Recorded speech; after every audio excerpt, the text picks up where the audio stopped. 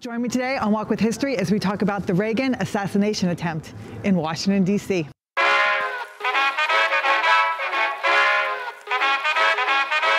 I'm Jen of Walk with History, and I'm standing here at 1901 Connecticut Avenue at the Hilton, the Washington Hilton in Washington, D.C. And you see the plaque behind me. On March 30th, 1981, President Ronald Reagan marked the 100th visit to the Washington Hilton by a sitting U.S. president. He had been invited to speak at the International Ballroom, a meeting of the North America's Building Trades Union, just a group of union members from all across America. Upon exiting the building along T Street, which is where we're at, right across here is T Street. Even though the Washington Hilton is on Connecticut Avenue, this side street is T Street. And upon exiting T Street at 2:27 p.m., Reagan was struck and wounded by a gunshot fired from John Hinckley Jr., who had been waiting outside. Gunshots also wounded the press secretary James Brady, DC police officer Thomas Delaney, and Secret Service agent Timothy McCarthy. So they believe Hinckley was standing right along this area here, and the president was coming out over here. The limousine had been backed into the area right here. So Hinckley got really close to the president. And things have since changed in that regard about how close you can get to the president. Usually there's perimeter layers that happen around the president. You have Secret Service who would be farther out, and then closer in. And for Hinckley to get as close as the planter is right over there, it's pretty darn close. So Hinckley had on him a revolver, a 6-shot revolver. So the total he could fire is 6 shots, and he fired all 6. First shot is going to hit Brady, press secretary. It's going to hit him right above the eye, go under his brain, and he's going to have permanent brain damage for the rest of his life. The second shot is going to hit police officer Tom Delaney, who's kind of standing here in the back. And Delaney will go down and say, "I've been hit."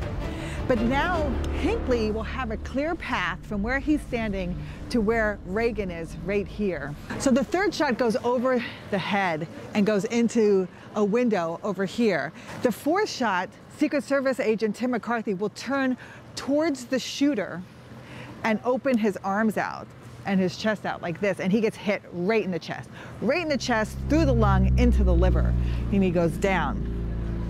But it's that third shot that goes over his head that you get Secret Service agent Jim Parr, who's Reagan's personal agent, push him into the limousine. And it's that pushing Reagan into the limousine as McCarthy opens up that actually saves Reagan's life.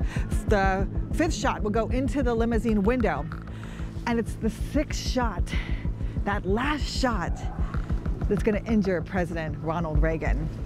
That 6th shot is going to ricochet across the ground here and hit the back of the bulletproof limousine and ricochet under the lung into the left side back of the president.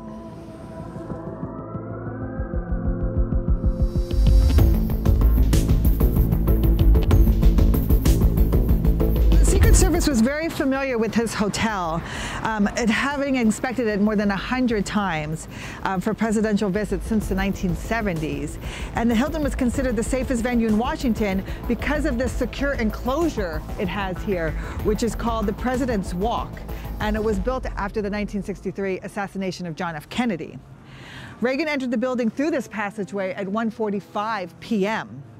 Waving to the crowd of news and media. The Secret Service had required him to wear a bulletproof vest for some events, but Reagan was not wearing one for this speech because his only public exposure was going to be for 30 feet between the hotel and the limousine. So it wasn't going to be very far. He was just going to leave the limousine and go into this President's Walk. Like I said, the presidents had visited his hotel 100 times between 1970 and 1981. That's like 10 times a year. Now, what's interesting about Hinckley is he has this revolver, .22 caliber, and he's been practicing. He's been practicing close. He's been practicing with 20 to 30 foot range targets, and that's about the distance he has here to the president.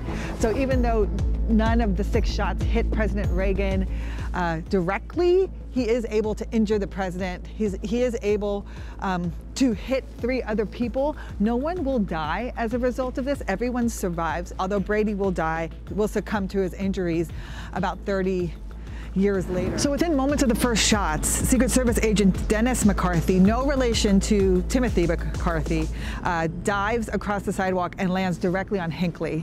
So the Secret Service agent sees Hinkley, dives on him, and another Cleveland area local union official, like leave it to the union officials, jumps on Hinkley and starts punching him in the face, which, you know, that's what you get from the union workers. Hinkley eventually is going to be found guilty by insanity, and he's going to be institutionalized. I think he was just recently released. And the 6th shot is the fatal shot that actually hits the president. The 6th shot, which is the last shot in the revolver, is going to ricochet off the ground, hit the back of the limousine, and hit the president underneath his left side in his lung. No one's going to know the president is hit at that time. He's pushed into the limousine as the limousine drives off, and it's left with the carnage of the 3 people who are down here.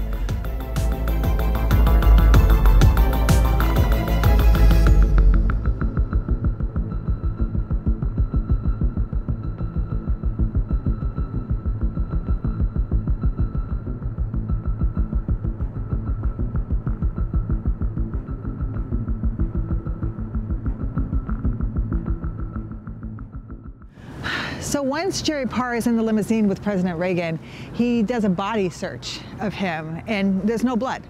So he's using code words and code names. At the time, the president's code name is Rawhide, and the limousine, Stagecoach. And they're going back to the Crown, the White House. So they say Rawhide is fine, we're inbound on Stagecoach to the Crown. It is this time, though, that Reagan is kind of leaning over in his seat. He starts to cough, and he coughs up foamy blood. And foamy blood usually indicates it's blood entering your lungs. And Parr realizes that, and so he has to make a decision right away.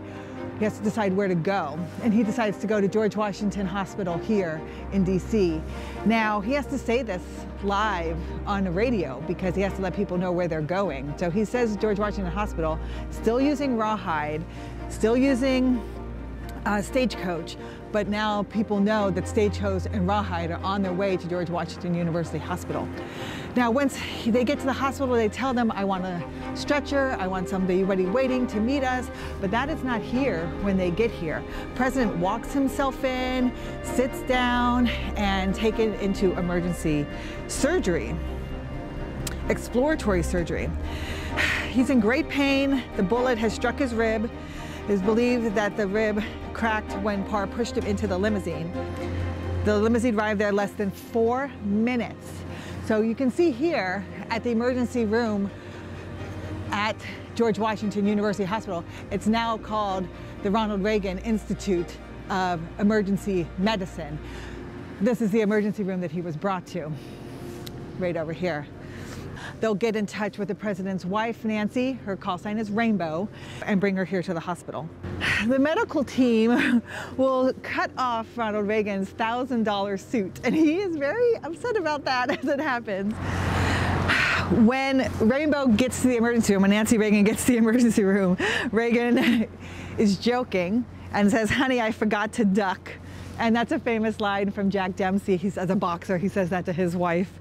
Although President Reagan came close to death, it's the team's quick action, and actually Jerry Parr's quick decision to get to the hospital here instead of to the White House that likely saved his life.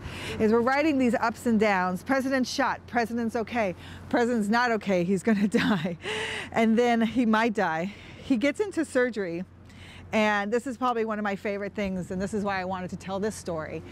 As the president gets into surgery, he removes his oxygen mask, and he says, I hope you are all Republicans. And the doctors and the nurses laugh. The head surgeon, a Democrat, says, today, Mr. President, we are all Republicans. I love that. I wish we had more of that today. A Democrat says to the Republican president, today, Mr. President, we are all Republicans. I love that. One of the funny things I always find from what happened here, the president makes a full recovery. It takes a couple months before he's really recovered, but he's able to get back into the White House. When he's in surgery, they inform Vice President George H.W. Bush, who's in Texas at the time, that the president has been shot, he's undergoing surgery. He gets on Air Force Two and comes back, but it's Secretary of State Alexander Haig who calls a press conference and says, I'm in charge, which I always think is so funny because Secretary of State would not be in charge if the president was shot. It would go to the vice president. So that just was kind of interesting for the American people to kind of watch, like, what's happening right now with the executives and who's in charge. But the vice president gets here in time. Bush was notified at 2:35.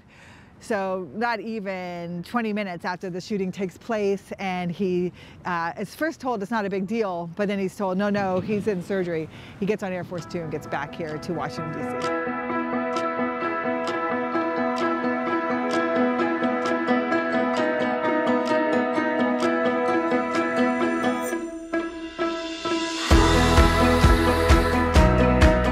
Reagan will survive.